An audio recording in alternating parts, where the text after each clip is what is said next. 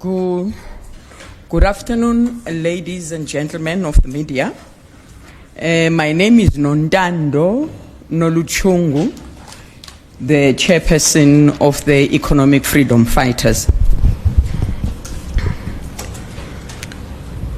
With us today, we have the Deputy President, Godrich Gadi, and Ompile Mahotwe, our Treasurer General, and our SG, Marshal Dlamini. The person that is not here today is our DSG, the Deputy Secretary General. She is on sick leave, and we wish her a speedy recovery. I am now going to call upon our CIC, Julius Selo Malema, to come and address us. Thank you. Yes,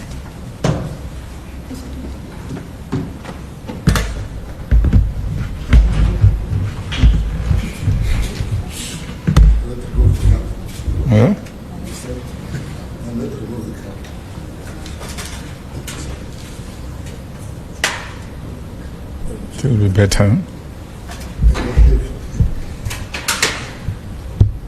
Yeah. Thank you very much, and members of the media, members of our staff, and the colleagues who are here, fellow South Africans. The one who was introducing people earlier is Nontando Noluchungu, the national chairperson of the EFF. The Economic Freedom Fighters is pleased to announce the successful conclusion of the first plenum of the Third National People's Assembly, as well as the first Central Command Team meeting following the Third National People's Assembly, which were both held in Bela, Limpopo, from the 30th of January to the 2nd of February 2025. These critical gatherings were attended by the newly elected Central Command Team members, Provincial Command Team members, as well as all members of mayoral committees from across the country. The meetings served as a platform to strengthen organizational unity, assess resolutions adopted at the Third National People's Assembly, and finalize critical deployment that will guide the movement forward. Additionally, the first plenum officially declared the theme of the year 2025 for the EFF as the year of the picket lines, and declaring that it will be a year characterized by service delivery and grassroots activism. This clarion call comes after a resounding and successful Umntwana Eskoleni campaign ran by the EFF, which saw EFF public representatives descend on schools and help needy schools with infrastructure and donations of laptops, school shoes, and uniforms, while ensuring no learner is barred from accessing education due to their financial background. We therefore call on all structures to heed the call to service our communities towards total and decisive victory in the upcoming 2026 local government elections, as it is the return to the picket lines that will ensure that the EFF remains a weapon for total liberation in South Africa. The plenum received presentations from industry experts on the economy. A presentation was made by former Statistician General Dr. Padi Lehotla. On communications, a presentation was made by the industry expert Lerato Tsenkeng, and on leadership, presentation was made by former University of Cape Town Vice Chancellor and renowned scholar Dr. Mamokgethi Phakeng. The presentations proved as vital and insightful sessions which gave objective critique and praise of the EFF in relation to broader society and prevailing conditions. The President and Commander-in-Chief of the EFF further inducted all those who were present at the plenum with a focus on the character of the leadership required within the EFF and the principle of discipline, selflessness, and servitude to our people. The Central Command team meeting began with the introduction of newly elected CCT members who were inducted by the Commander-in-Chief Julius Malema along with provincial leaders and MMCs. There was the presentation of the NPA closing report and resolutions which were adopted at the Third National People's Assembly, followed by the elections of a new war council. Additionally, deployments were made on provincial, departmental, and CCT committee levels. The link to the third NPA resolution, the newly adopted constitution, and the Revolutionary Code of Conduct will be available to the media and the public after this press conference in the press statement which will be circulated. Some of the key resolutions from the Third National People's Assembly include the dissolution of regional command teams, RCTs, and the EFF Student Command, which are effectively immediately. Guidelines were presented to the Central Command team for the establishment of the sub-regional command teams and for the establishment of the EFF Youth Command, which will be distributed to all structures in due course. A provision has been made to ensure that the EFF Student Command remain with its status in institutions of higher learning where the organization won SRC elections, to avoid attempts by enemy forces to nullify their democratic victories of the EFF Student Command on campuses on the basis of the dissolution. Once the status as the EFF Youth Command is confirmed, elections will then be contested with the status of the EFF Youth Command. The following key deployments were confirmed to ensure robust leadership across the country and provinces. The President and Commander-in-Chief and the Secretary General are deployed in all provinces of South Africa for organizational work. The Deputy President, Godrich Gadi, is deployed to Limpopo, Gauteng, and Northwest. The Deputy Secretary General, Liane Mateis, is deployed to the Free State and Mpumalanga. The National Chairperson, Nontando Noluchungo, is deployed to KwaZulu-Natal and the Northern Cape. And Treasurer General Umphile Mauto is deployed to the Western Cape and the Eastern Cape. The following commissars are deployed to the following provinces: Eastern Cape, Commissar Veronica Mente, convener; Commissar Nokthula Nkonkobe, Mazwe Blose, Surprise Kubaye, Rosina Komani, Inam Kula, Natasha Ntlangweni, Andrews Arnolds.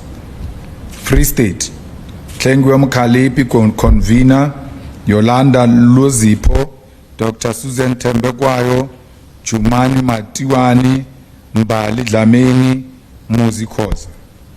Gauteng, Thembi Msani, convener; Sinawo Tambo, Dr. Mugcini Chwaku, Sibongile Kaula, Betty Deale, Letitia Aris.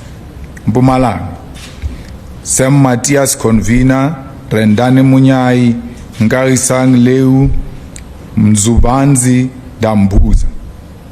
KwaZulu-Natal, Popi Mailula, convener; Mketo Kolanisi, Ngobile Mhlongo, Benjamin Disulani, Tebo Mokwele, Lerato Tito, Matapele Siwisa, Sitle Lonzi, Nazir Paulsen, Babalwa Matulelwa, Naledi Chiro Mpongose, Lancel Command.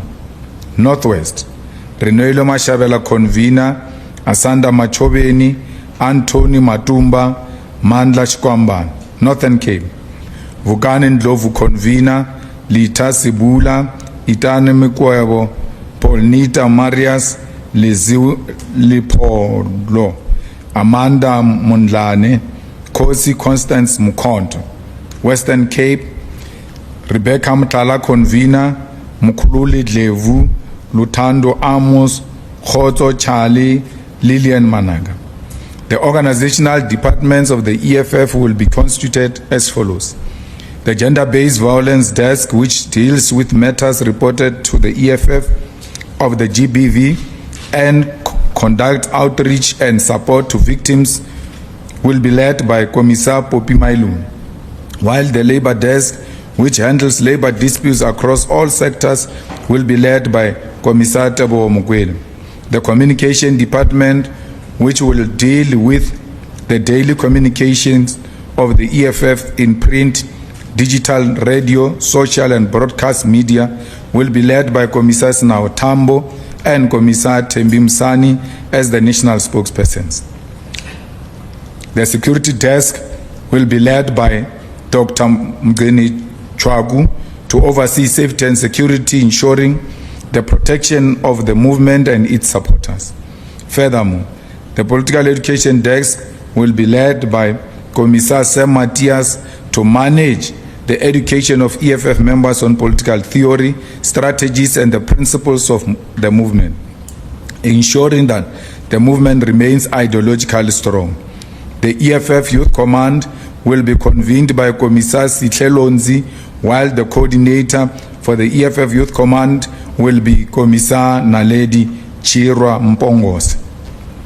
Finally, the National Disciplinary Committee will be made up of the chairperson, Commissar Nelo Mashabela, and members Tapelo Mgale, Dr. Susan Tembekwayo, Polnita Marias, and Mapula Ledwaba, while the National Disciplinary Committee of Appeals will be led by National Chairperson Commissar Nontando Nolchungo as Chairperson and Deputy Secretary General Lien Mateis, Treasurer General Umpile Maotwe, Commissar Thembi Msani, and Commissar Vuyani Pambo as members.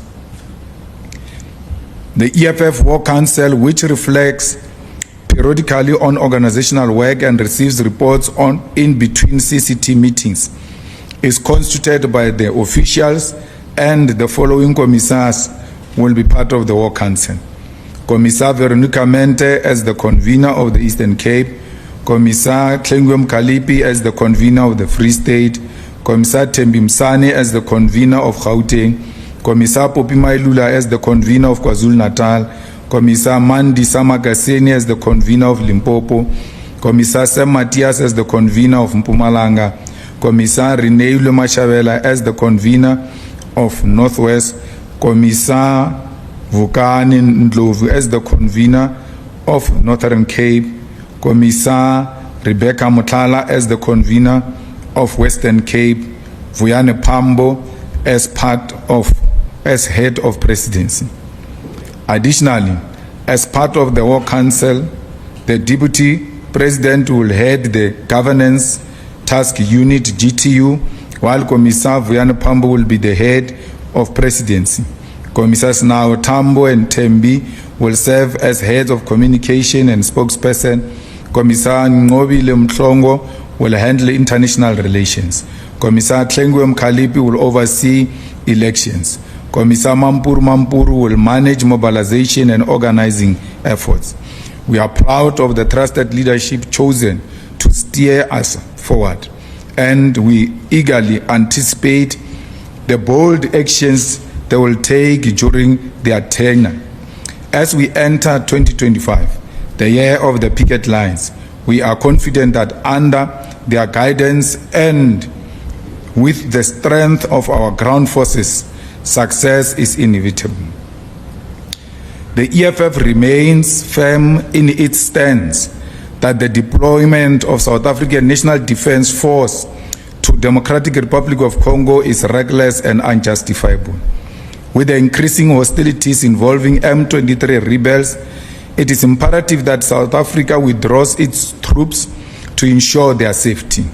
The escalation of tensions presents a clear risk, and it is unacceptable for our soldiers to be caught in a conflict where their presence does not serve the interest of peace in the region. Furthermore, should it be established that Rwanda deliberately targeted South African forces, then President Cyril Ramaphosa must act decisively. South Africa cannot continue diplomatic and trade relations with a nation that undermines its sovereignty and endangers its citizens. If Rwanda is found to be directly responsible for the attacks on South African troops, then all trade agreements and engagements with the country must be revoked without any hesitation. The embassy of Rwanda should be closed with immediate effect because we cannot share the soil with the people who have blood of South Africans on their hands. Our reluctance to engage in warfare should never be mistaken as a cowardice, and our call for a retreat should never be confused as fear. Should the threats and attack on the South African National Defence Force persist while we call for peace and diplomatic resolution of the conflict continue, then South Africa must defend itself. To state the sovereign right of self-defense in the face of provocation is not warmongering, but a necessary caution that South Africa must and is able to recollect its strength and defend itself should it be necessary. The EFF has noted the threat by the President of the United States of America, Donald Trump, who has issued a threat to cut foreign aid to South Africa and impose sanctions on South Africa for adopting legislation that permits the expropriation of land without compensation and implementing policies that addresses historical race-based inequalities in our country. The statement by Donald Trump is offensive and undermines our sovereignty and is a reminder that our reliance on foreign aid and foreign direct investment surrenders us to the will of imperialists who use money to dictate the economic and policy direction of Africa. We want to make it categorically clear to the President of the USA that we are going to expropriate land without compensation and pursue legislative measures to do so, and no threat will stop us. His misinterpretation of the Expropriation Act, which is a mild and cosmetic intervention, is an assessment of a measure that is going to be pursued through the amendment of our Constitution as South Africans, and there is nothing he can do to undermine our independence. The EFF reiterates its position that we must build state capacity, build a strong agricultural and industrial nation which will not depend on the West, and intensify trade relations with progressive nations such as China, Russia, and nations within BRICS who do not use foreign policy as an instrument to impose their will or bully other nations into submission. The EFF has welcomed the ceasefire in Gaza following the massacre of Palestinians by apartheid Israel and what can only be described as a genocide. For too long, the world has turned a blind eye to the human rights atrocities in Palestine, which include the killing of women and children, bombarding of hospitals, schools, and religious sites of worship, and displacement of Palestinians from their rightful land.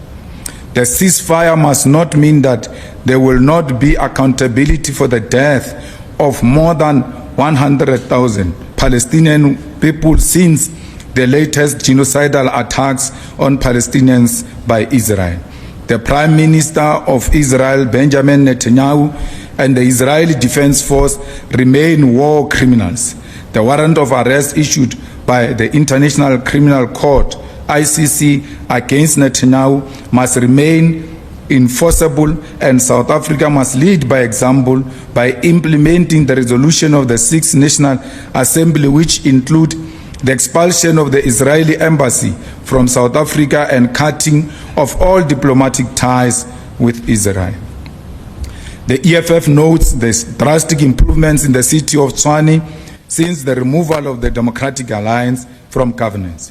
For 8 years, the DA controlled Tshwane, but their tenure was marked by systematic neglect of black communities and extreme fear-mongering that black leadership from the EFF will ruin the city.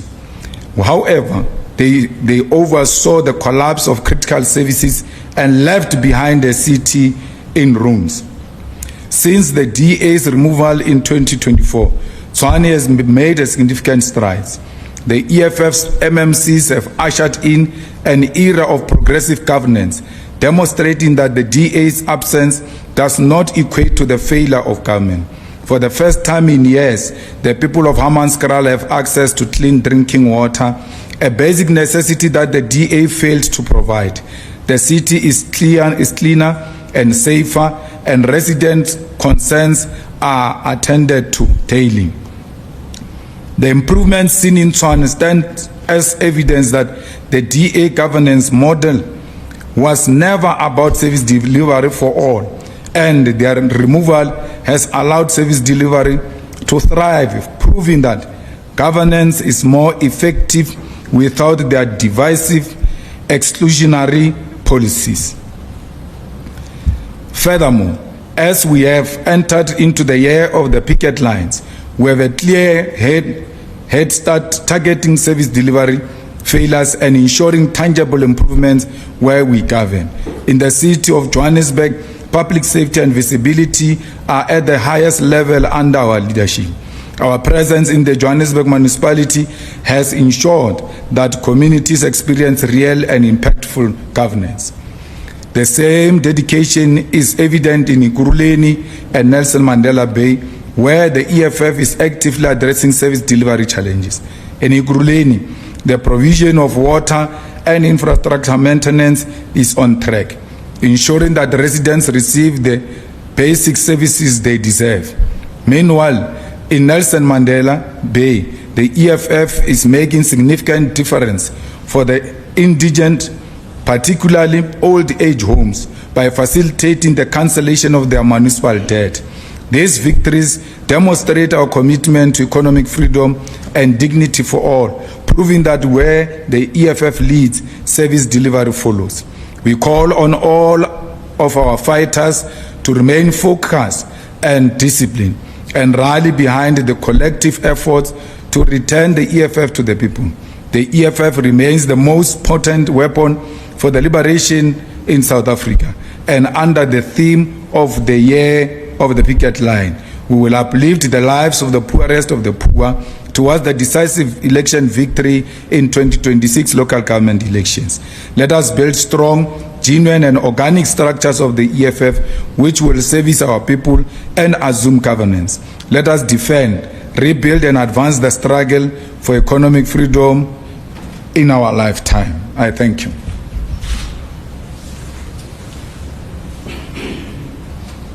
Thank you very much, Commander-in-Chief and the officials. We'll now open the question and answer session. My name is Sinawa Tambo, National Spokesperson of the EFF. We'll start with the first round of hands. You'll be number 1, you'll be number 2, you'll be number 3, and we'll move in that fashion. Number 1. Shannon Merrick, Scalzi Broadcasting Africa, all protocol observed. I'll start with international issues. Hopefully I can come back with local issues. The President of America has alluded to the issue of land expropriation with or without compensation. He doesn't even care. He's saying South Africa don't have a right, it's a racist policy, it's against white and so on. Can the President of EFF just go deeper into it? Because I know you said it's a watered down, almost a fake land expropriation policy. What is the EFF's real policy on land expropriation? To Elon Musk, the owner of social media, the richest man in the world, has an issue with BEE, broad-based black economic empowerment in South Africa. He's also say that policy is not up to standard, his standard, whatever the case may be. What is the EFF's position on broad-based black economic empowerment? Last but not least, China launched DeepSeek, the latest AI technology. It took America, it took the world by storm. The war between Palestine and Israel was done by missiles, AI technology, and so on. As you alluded to as well, SABC is struggling to launch an app, just to run an app for media. What do you think South Africa should do in terms of AI technology? Thank you. Thank you. Number 2. Samkele Masego from the SABC. On the issues of local government, just the EFF's point of view on the removal of the mayor, of the district mayor of Sidibeng, and ultimately your next position when it comes to Mfuleni. What is your posture on that particular aspect? What are the negotiations around the recomposition of the EXCO of the Sidibeng district and Mfuleni? Secondly, on the deployments of the conveners of provinces, looking at your electoral outcome in KwaZulu-Natal, what are some of your priority areas in trying to claw back the lost ground, particularly with the deployments you've made to that particular province? Then lastly, on international relations, the government of the day, the government of national unity, do you perceive it to be reneging on moving away from the West, particularly with the spats that are now being out in the glare with President Donald Trump of the United States basically issuing those threats to South Africa at this point in time? Do you see the current administration working with the West or moving towards the South-South bloc and towards the East? Thank you. Number 3. Thank you very much. Muluku Mloto is my name from ENCA. Just 3 quick questions, starting with you calling on South Africa to take decisive action against Kigali should it be found that they actually killed our soldiers there. Are you only limiting this to the cutting of diplomatic ties, or are you calling on South Africa to pick up arms and essentially confront Rwanda should it be determined that indeed they killed our servicemen and women? Second question on developments coming from Washington. How would you respond to the views that says as much as South Africa, we have a right as a sovereign country, we have a right to develop our policies and our legislation and choosing our international friends. On the same token, those who possibly do give us funding in whatever form also have a right to determine who they give their money to, and we should live with that. Lastly, you are governing with the ANC in a few metros. I don't know whether you have, because you at some point you did openly say that you would still want to govern at the national level. Of course, you wouldn't want to be part of that government if the DA and the FF Plus are part of it. Have you given up on those ambitions, or are discussions being had to that effect? Thank you very much, President.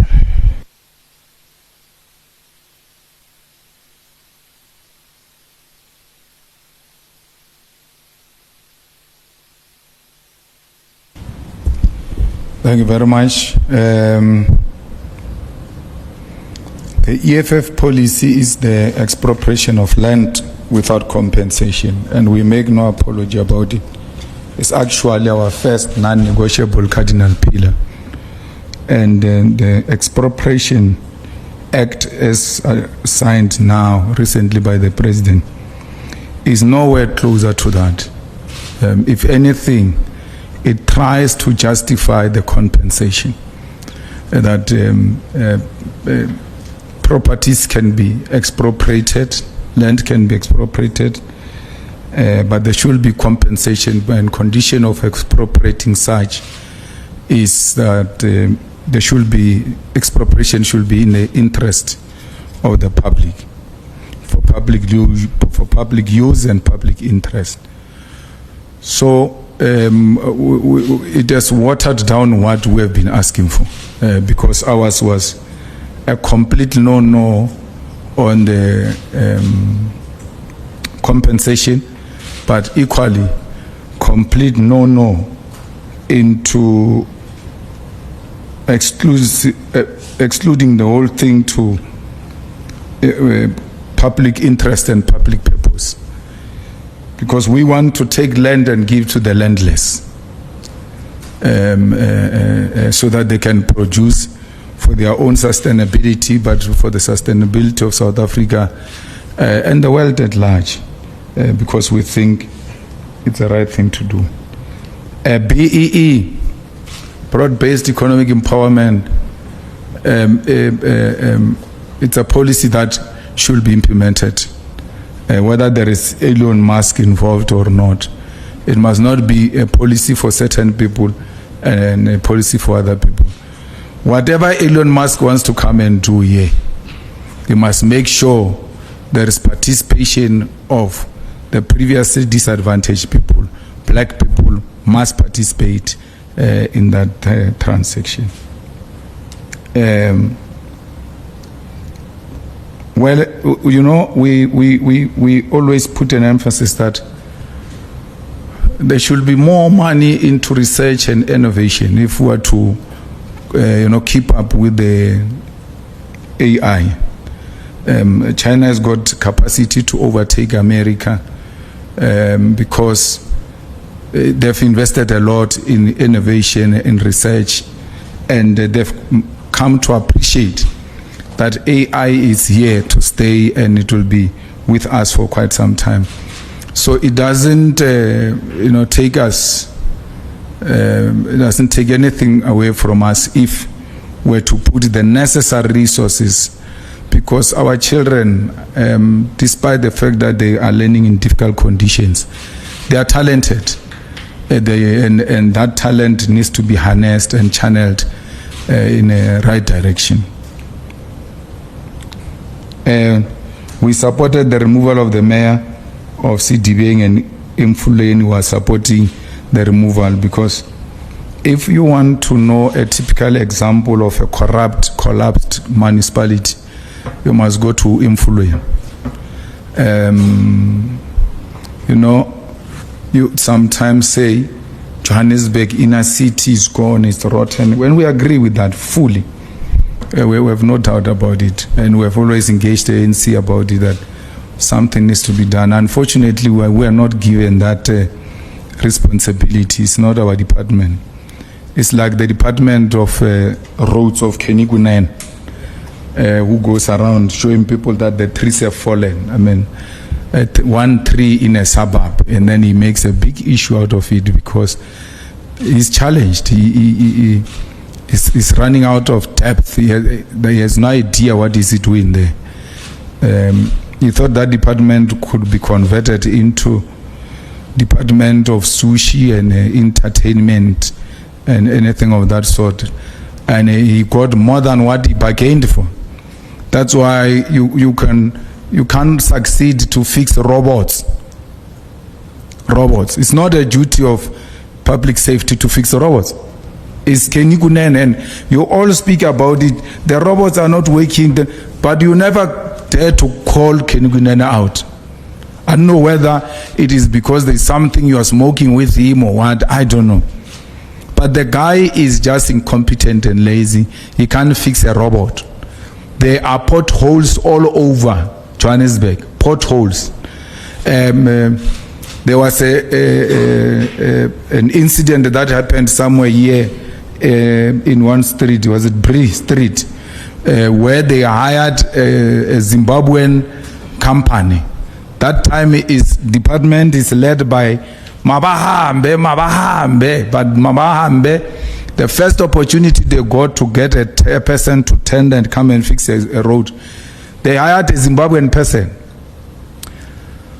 And then they couldn't get anything. They couldn't get that thing done because they weren't taking a lot of money from that guy. So he didn't have any capacity to can do that work because the money was stolen from him.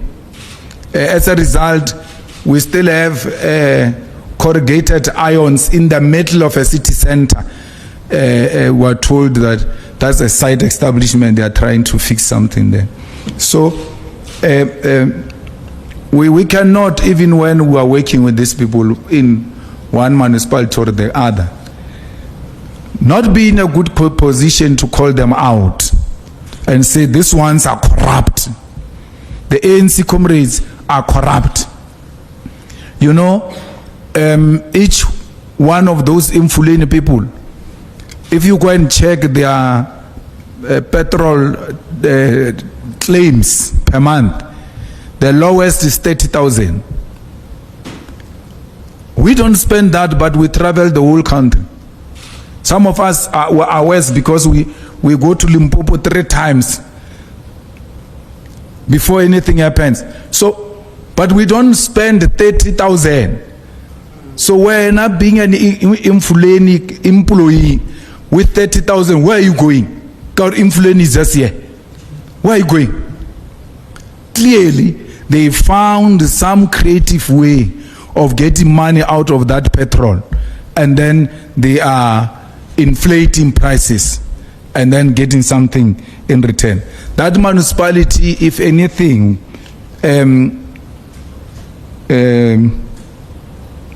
voting out the mayor is not enough. They must dissolve that municipality. It must be dissolved. The same thing with DBA, it must be dissolved. And then we go into an election and let the voters have a choice to elect them again.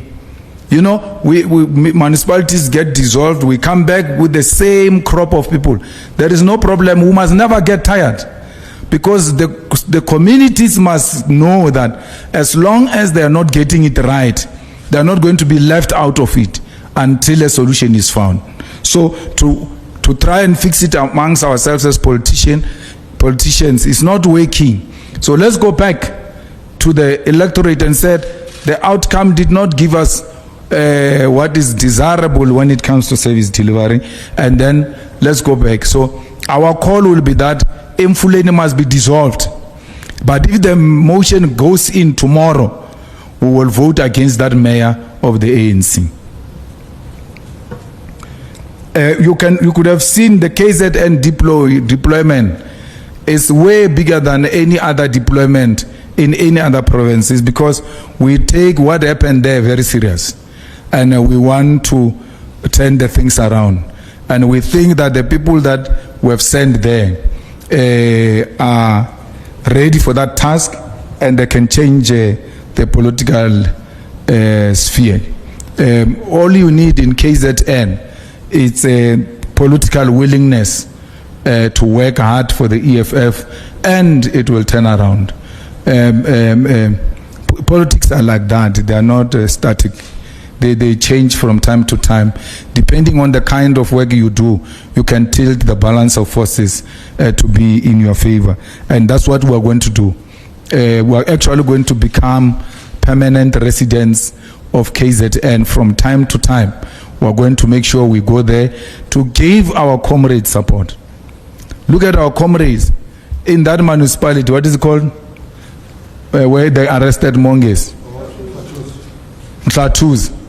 Mhlatuzi, they arrest Mongezi and the other comrades, our provincial chairperson and the other comrades. Because they are demanding, rightfully so, that there are people who are expelled from the EFF, but yet they are still in the municipality as councillors. Why? Because they are voting with the IFP. And the mayor is IFP, the municipal manager is IFP, so they're like, no, we can't remove these people because we need these votes. So when we say, but this is corruption, this is not acceptable, they say, no, we have a problem. Then they arrest Mongezi, our provincial chair, this morning. He goes to court.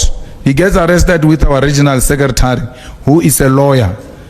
He goes to court. The magistrate comes there and says, no, I can't proceed with this case. I know this guy who is accused. Therefore, I'm conflicted. Then he leaves. They sleep inside the cells. The following day, they bring a different magistrate who is briefed that these are the accused, this is the situation, and all of that. That magistrate goes in there. He says, when he arrives, that first one even said, I'm leaving because I was intimidated by a police officer. The second one says, no, I'm also conflicted. I know this guy. Well, they say, okay, fine. You may not deal with this guy's issue, but these ones, you don't know them. So they've got their own individual right. You can release them and refuse with this one that you don't know. You don't want. No. Let's adjourn and let me talk to my superiors. Then he calls the superior in Durban. They say, no, you can't deal with that matter. Leave it. Our comrades sleep in the holding cells for 2 nights. And the following, after we made noise and called everywhere else and say, but there is no such a thing. We've been arrested, many of us, at times. But we've now been subjected to such a thing. The bail was not even dealing with the merits of the case to a point where you can say, I'm conflicted. You can just do the bail and then tell your superiors that I can't proceed with that case because I'm conflicted. So there was a coordinated arrangement to try and frustrate the EFF in Mhlatuzi, and the magistrate found themselves at the center of that nonsense. We are going to complain to Magistrates Commission so that that conduct can be taken up. So KZN, we are going to work there, and we are going to make sure we turn the things around.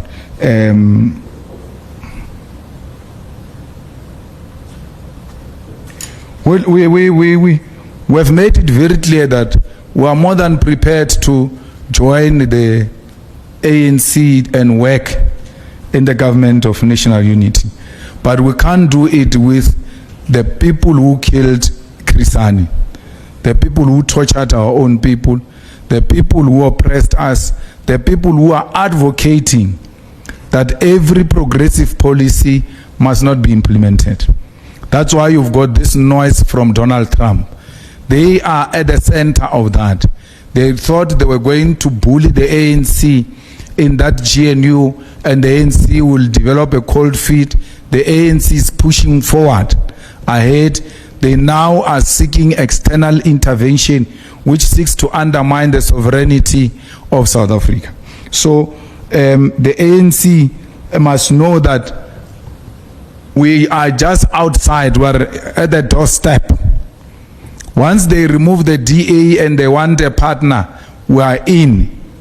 There's no government that is going to collapse here because Helen Zille says so. We're not going to hear from Helen Zille. So, yeah. Look, we're being modest when we say if Rwanda is found that it has killed our soldiers, it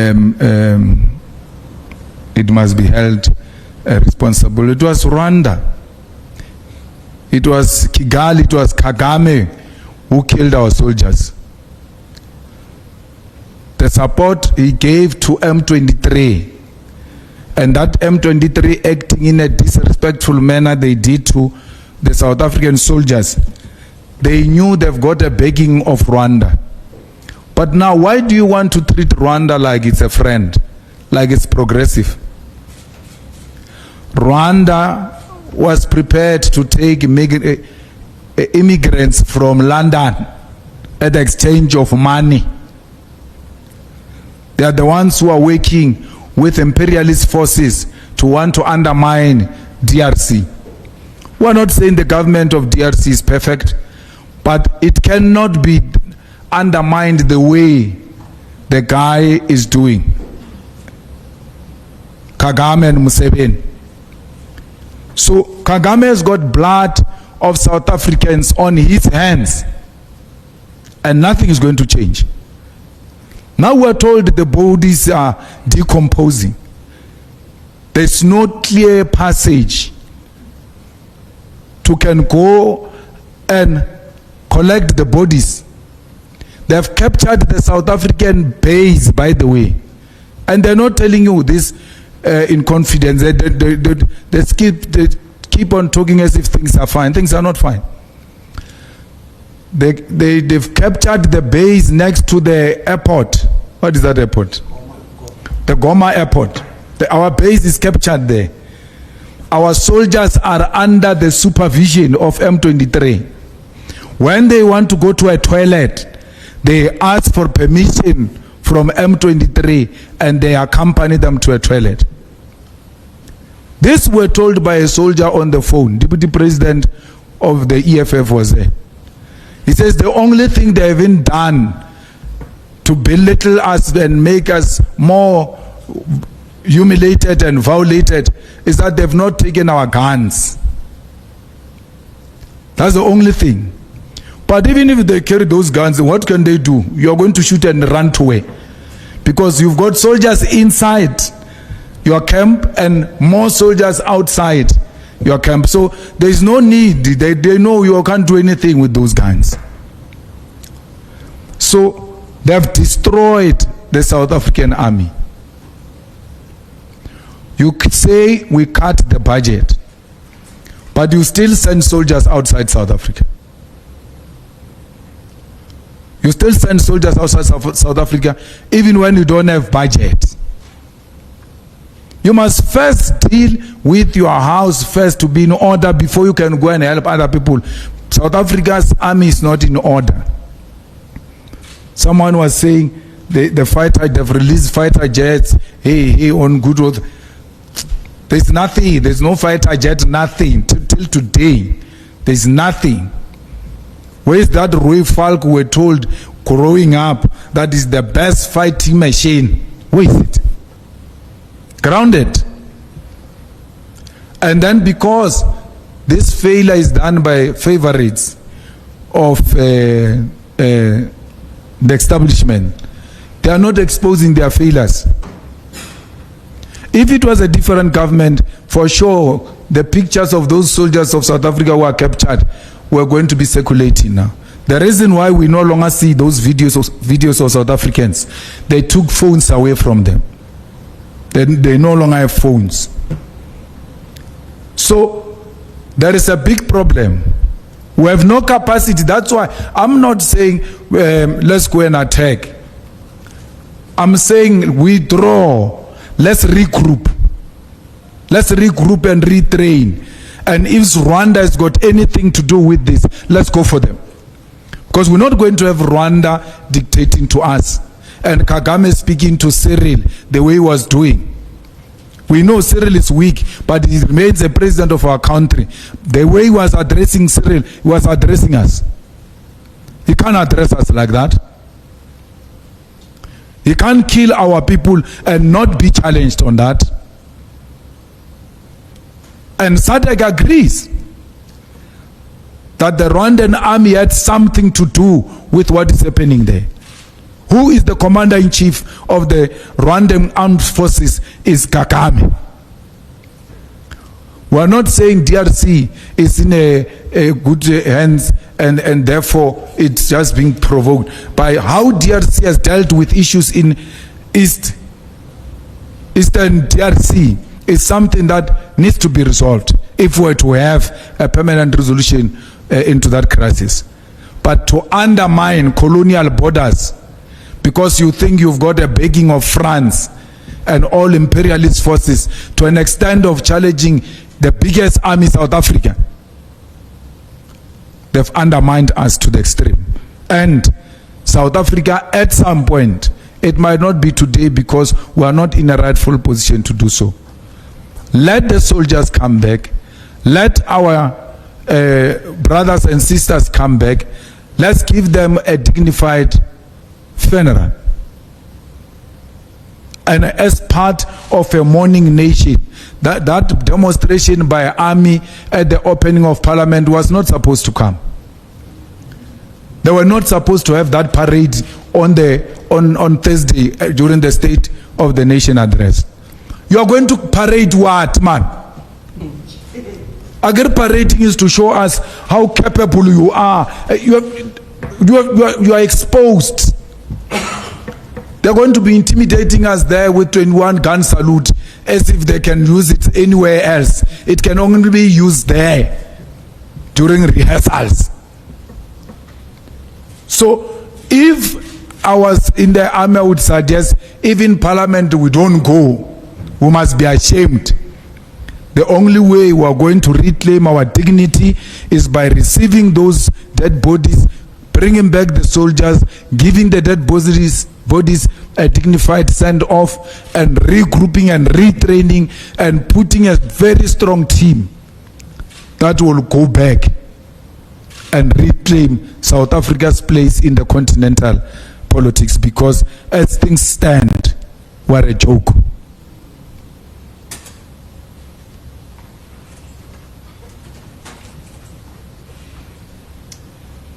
Thank you, President. We'll take the final round of questions if there are any, including from those who arrived late.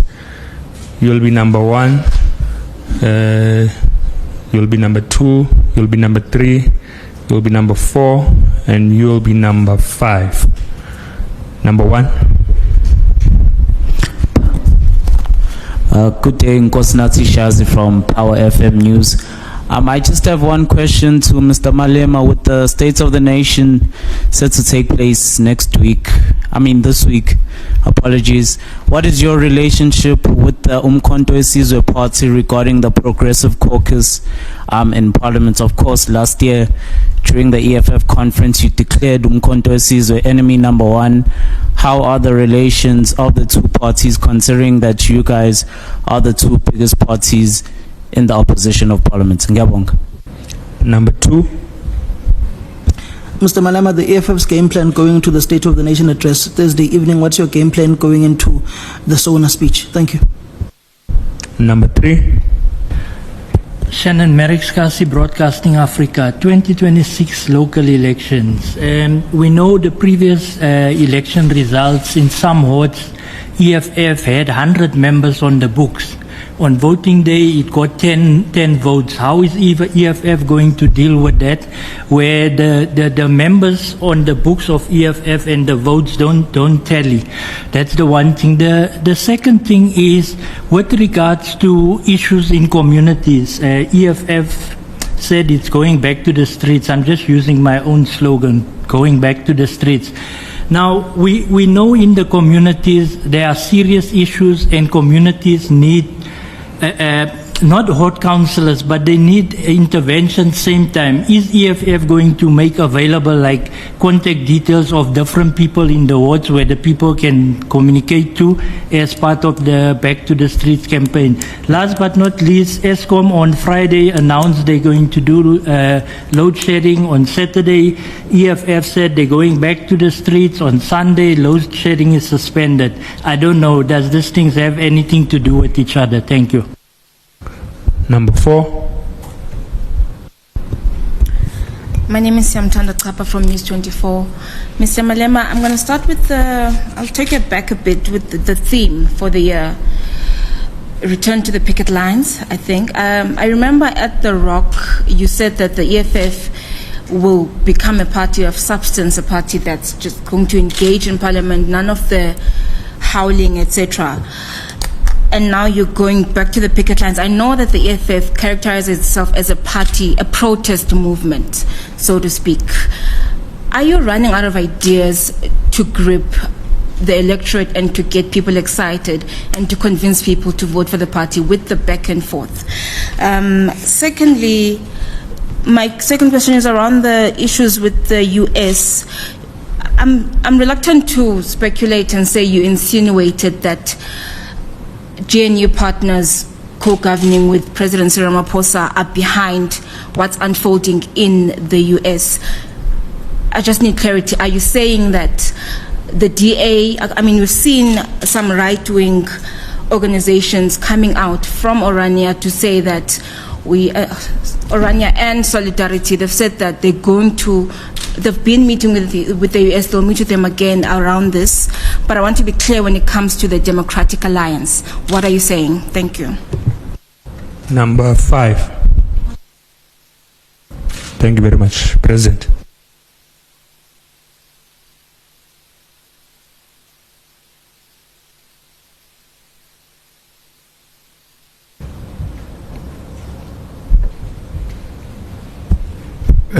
We're not members of MK. We're going to Parliament as EFF. As to what happens with MK, I don't know. We don't know anything. We don't have anything that has got to do with MK. It just happened that we sit next to them in Parliament. And when issues are raised, we don't first listen to what MK is saying before we can formulate a view. whether MK is agreeing or not agreeing on any view we hold, it is an EFF view and we'll express it. If they agree with our view, we'll both express it.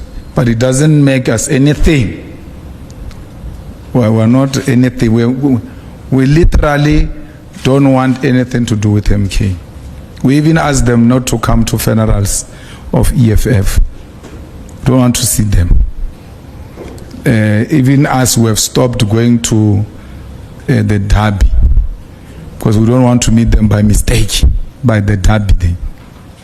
But DP has raised a very creative method. Or no, we can go to the derby. We'll have a separate suit where we'll go. Can we meet them in that thing of presidential or what? Because that presidential thing, you meet a lot of clowns there. So the best thing, let's stay away from those things. We don't want anything to do with those people.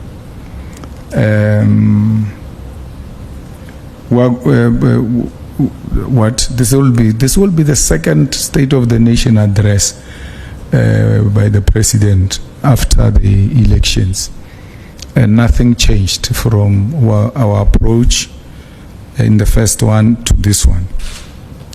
We have made it clear that we are going to be a party we have always been, a party of substance, a party of superior logic, a party that is going to give more input, more constructive input. But it doesn't mean we can't be robust in our approach. It doesn't mean we can't be radical and militant in our approach. So you can't say, my sister, when you are running out of questions and say people are running out of ideas, it's you running out of questions. How does picket line have to do with parliament?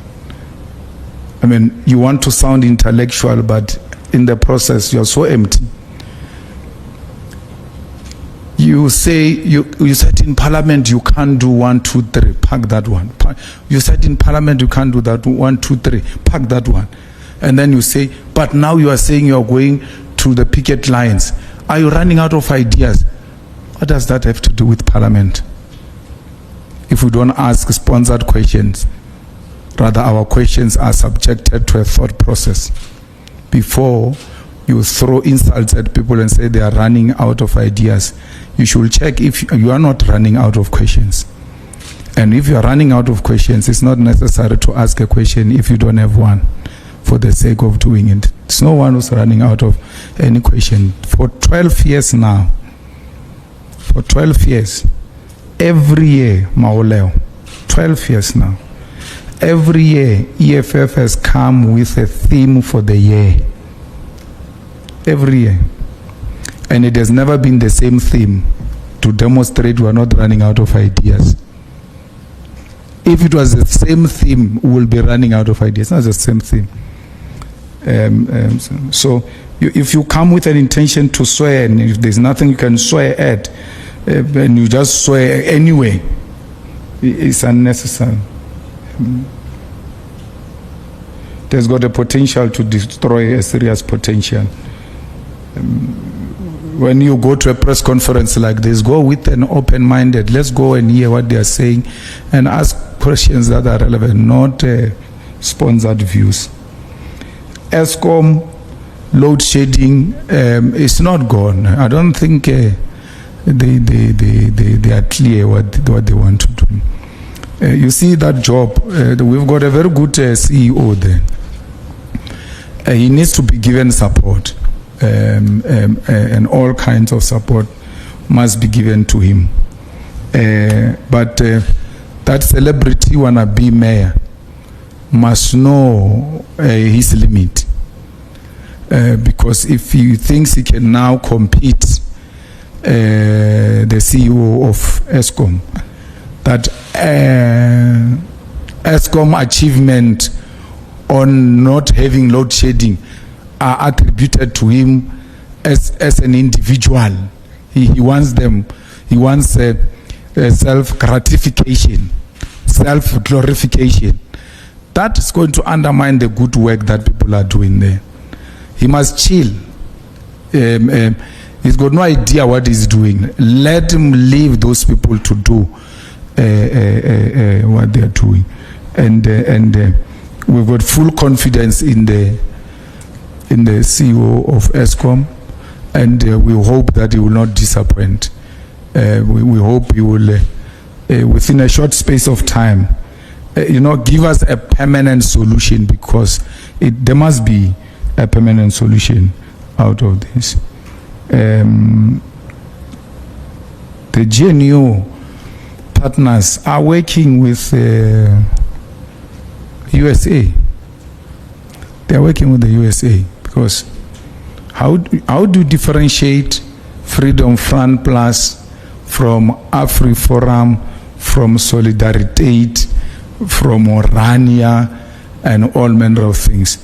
And if you come to a conclusion that these things are one, their principle is the DA.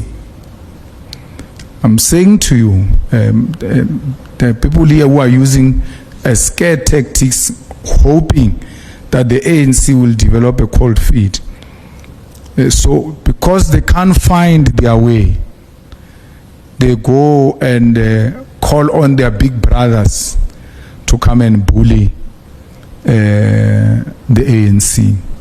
So the ANC is not in a coalition with people who share a vision with them. That's why they're struggling the way they're struggling.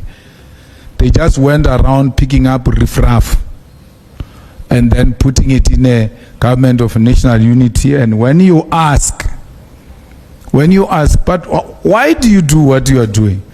They say, no, we want power. It's about power. They don't care whether you are a bandit, whether you have a good reputation in society, anything that can give them power, they will go for it. They are working with parties that are giving our children drugs in El Dorado Park, feeding children drugs, and everywhere else. And how do you, in your conscious, rightful mind, be so proud to work with people who have got no regard for female, that a leader of a party you are working with can just call a female private part in public like that, and then you call that a partner, because you are so disparate to get power. It's all about power. They don't care about integrity. They don't care about the legitimacy. They don't care what does this do to the image of our country. And then they go away from those who are not very close, who are not very far on policy perspective with them, and choose ex-prisoners, some riffraff, some you can't even explain whether they are going or they are coming. So I guess maybe South Africans get the government they deserve. Maybe you deserve this kind of government. But the ANC has never bothered to take you into confidence, politically and ideologically, as to why would you go with the enemy agents in bed? Why would you go in bed with people who killed Christian and say we can kill him again if we get an opportunity to do so? Why do you go with people who have killed our people in Flag Plus and say we can do it again? It's no problem. Then what were we fighting for? If the reality is that these people can continue to lead even after we claim victory. So the ANC must be ashamed that it has put South Africans where they've put them. They must be ashamed that they are actually peeing on the graves of heroes and heroines of our struggle. Peter Mokaba should be turning in his grave, because there is a video of Peter Mokaba that says we are not in a struggle of power sharing. We can't share power with de Klerk. and then someone goes and give a lecture about Peter Mugabe as if he knows him. But if you know Peter Mugabe, you can't advocate for the things that Mugabe never stood for.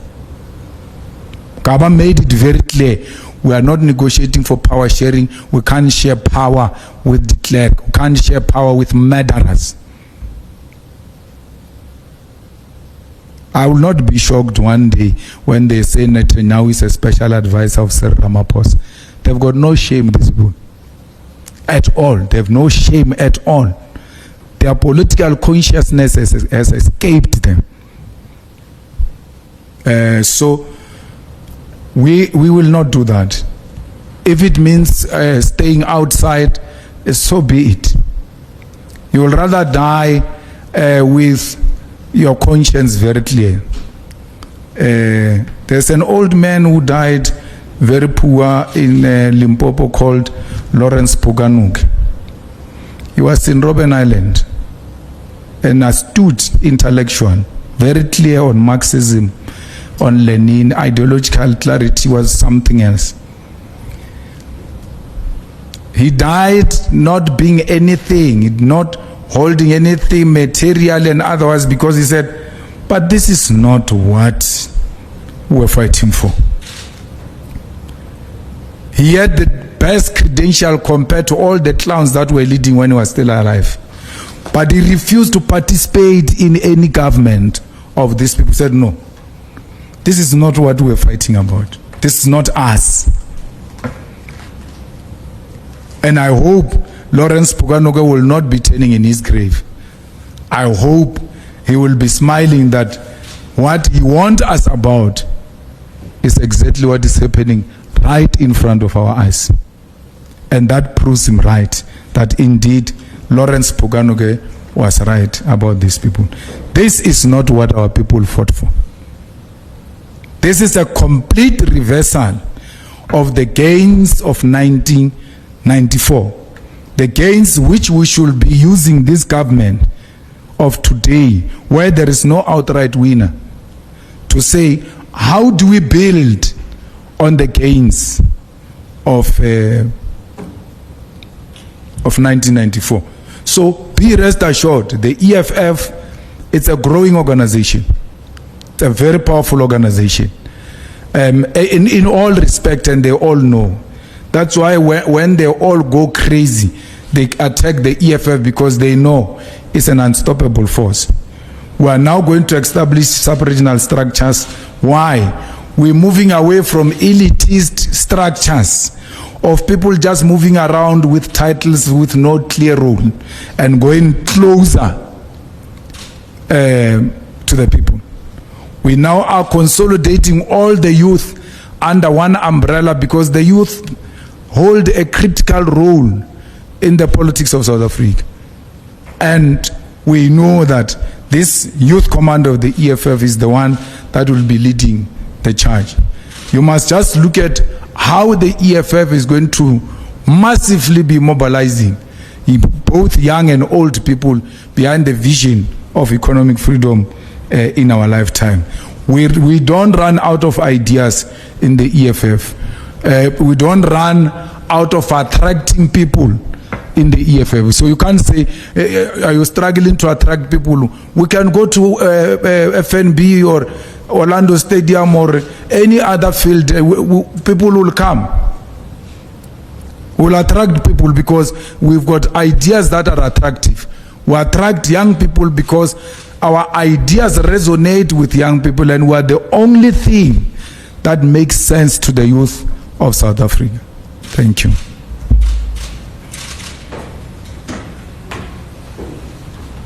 Thank you very much to the Commander-in-Chief, members of the media, the officials, and people of South Africa. That concludes the EFF press conference. And members of the media are invited to the first floor for refreshments. Thank you very much, President.